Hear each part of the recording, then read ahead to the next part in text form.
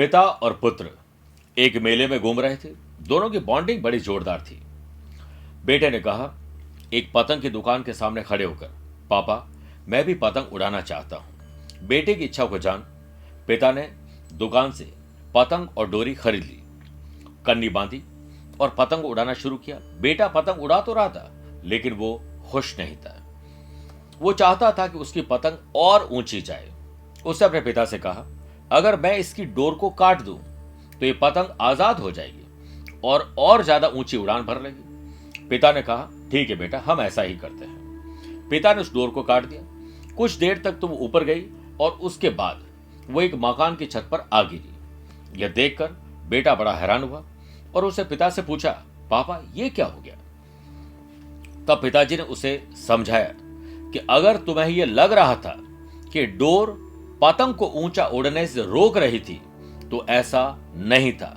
Door पतंग का सहारा दे रही थी, डोर पतंग को सहारा दे रही थी। हवा की गति के अनुसार डोर खींचकर या उसे ढील देकर पतंग को ऊंचा उड़ने में मदद मिल रही थी।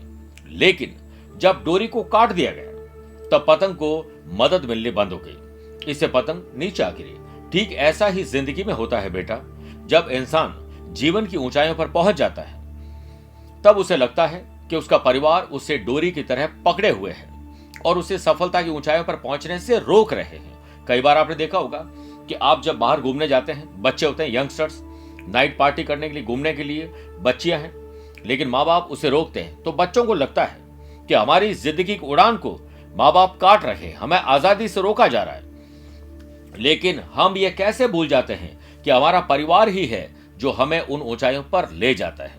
परिवार द्वारा दिया जाने वाला नैतिक बल ही हमें सफलता दिलाता है। यह सुन उस बच्चे को उसकी गलती का एहसास हुआ। क्या सीख मिलती है? कई बार हम सोचते हैं कि अगर हम अपने घर की जिम्मेदारियों से मुक्त हो जाएं तो जीवन में जल्दी प्रगति कर लेंगे, लेकिन ऐसा नहीं होता है।